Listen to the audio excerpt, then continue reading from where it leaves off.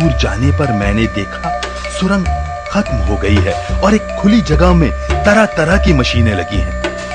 यह आवाज उन्हीं की थी। मुझे लगा जैसे मशीनों के पीछे मारलॉक छिपे हैं। माचिस की तीली बुझते ही अंधकार में वे सब मुझ पर टूट पड़ेंगे। मेरी आशंका सच निकली। माचिस की तीली बुझते ही वे सब शोर करते हुए मुझ पर टूट पड़े। मैंने तुरंत एक तीली जलाई। वे चीखते हुए पीछे हट गए। मौका पाकर मैं दौड़ा। सामने एक कुएं की सीढ़ियां थी। मैं उनके सहारे चढ़ने लगा और उन्हें किसी तरह धक्का देता हुआ मैं कुएं से बाहर आ गया। अब कोई खतरा न था। चारों ओर दिन का प्रकाश था। प्रकाश में मारलॉक निकल नहीं सकते थे।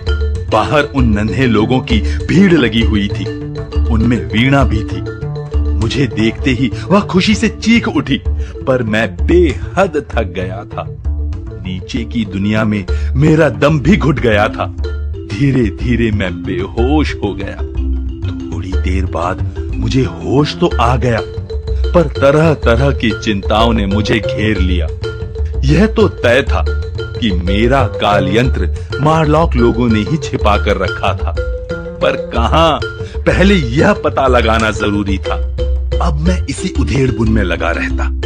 एक दिन जंगल में घूमते घूमते मुझे दूर तक नीली इमारत नजर आई। मेरे मन में उत्सुकता जगी और मैं पंखदार मूर्ति की ओर लौट पड़ा। मेरा इरादा वीणा के साथ उस इमारत में जाने का था। वीणा मुझे मिल गई। उसे लेकर मैं उस नीली इमारत की ओर बढ़ चला। वह नीली इमारत दरअसल एक पुरातत्व संग्रहालय की थी। मैंने उसमें तरह तरह की वस्तुएं देखी। कुछ वस्तुएं हमारे इस जमाने की भी थी। कांच की एक पेटी में एक माचिस की डिब्बी रखी हुई थी। उसे देखते ही मैं खुशी से उछल पड़ा। मैंने कांच तोड़कर वह डिब्बी निकाल ली। इसी तरह एक पेटी में मुझे कपूर मिला। अब मैं मारलॉक लोगों से संघर्ष के लिए तैयार था। एक स्थान पर मुझे लोहे का एक डंडा दिखाई दिया। उसे उठाते ही मुझ में दुगनी शक्ति आ गई। वीणा मेरी सारी कार्यवाही ध्यान से देख रही थी। मैं उसे लेकर इमारत के बाहर निकल आया। शाम ढलने लगी थी। अंधकार छाता जा रहा था और उसी के साथ साथ वीणा भय से पीली पड़ती जा रही थी, पर मैं निश्चिंत था। मैं उसे साहस भी बंधा रहा था। मैं जल्दी से जल्दी पंखदार मूर्ति के पास पहुंचना चाहता था। मुझे विश्वास हो गया था कि मेरा काल यंत्र उसी के नीचे छिपा कर रखा गया है। रात में मैंने घास इकट्ठी कर एक मशाल सी बना ली। फिर सूखी घास में आग लगा दी। आग देखकर वीणा प्रसन्नता से ताली बजाने लगी। मैं आगे बढ़ चला। सहसा अंधकार में मारलॉक लोगों ने मुझे घेर लिया।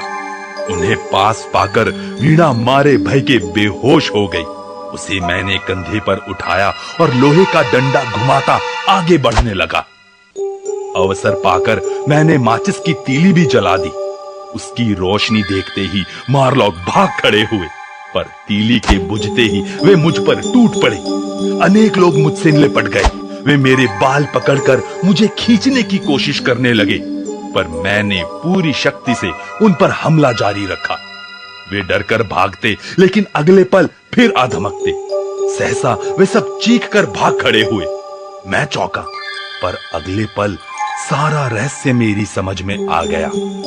जंगल में आग लग गई थी और उसके प्रकाश के कारण ही वे भाग रहे थे। किसी तरह मैंने वह रात काटी। हाँ, इस भाग दौड़ में वीणा मुझसे बिछड़ गई थी। मैंने उसे खोजने की बहुत कोशिश की, पर वह नहीं मिल पाई। चारों ओर मारलॉक लोगों की लाशें ही लाशें थी, पर वीणा का कहीं पता न था। हार कर मैं पंखदार मूर्ति की ओर बढ़ चला। इस समय मैं अपने काल यंत्र के बारे में सोच रहा था। काश वह मुझे मिल जाता। मैदान में नदी के किनारे नन्हे लोग आमोद प्रमोद में मग्न थे। पंखदार मूर्ति के पास पहुंचते ही मैं चौंक गया। चबूतरे में एक द्वार निकल आया था। सामने ही मेरा काल यंत्र था। मैं तुरंत काल यंत्र की ओर दौड़ा। मैं उसका निरीक्षण करने लगा। एकाएक जोर की आवाज हुई और चबूतरे का द्वार बंद हो गया। मारलॉक बेहद चतुर थे। उन्होंने ही मुझे चतुराई से फांसा था। वे मुझ पर टूट पड़े। मैं जैसे तैसे काल यंत्र पर बैठ गया। मारलॉक मेरा इरादा भांप गए। वे कोशिश करने लगे कि मैं काल यंत्र का हैंडल न खींच पाऊं। उधर मेरे लिए यह जीवन मरण का प्रश्न था। मैंने पूरी शक्ति के साथ हैंडल घुमा दिया। काल यंत्र चल पड़ा। मारलॉक पीछे हट गए। फिर वही हुआ। घड़ी की सुइयां अब पीछे की ओर घूमने लगी। बस आज की तिथि आते ही मैंने काल यंत्र बंद कर दिया और अब मैं तुम सबके सामने हूँ। काल यात्री की आप बीती अविश्वसनीय थी। उस पर भरोसा करना कठिन था, पर हमें उसकी बातों पर विश्वास हो गया था, कारण उसने हमें कुछ फूल दिखाए थे। ऐसे फूल हमने अपनी जिंदगी में कभी नहीं देखे थे। उन फूलों की सुगंध भी विचित्र थी। काल यात्री ने बताया था कि ये फूल उसे वीणा ने दिए थे। हम काल यात्री को आश्चर्य से देख रहे थे और वह मुस्कुरा रहा था।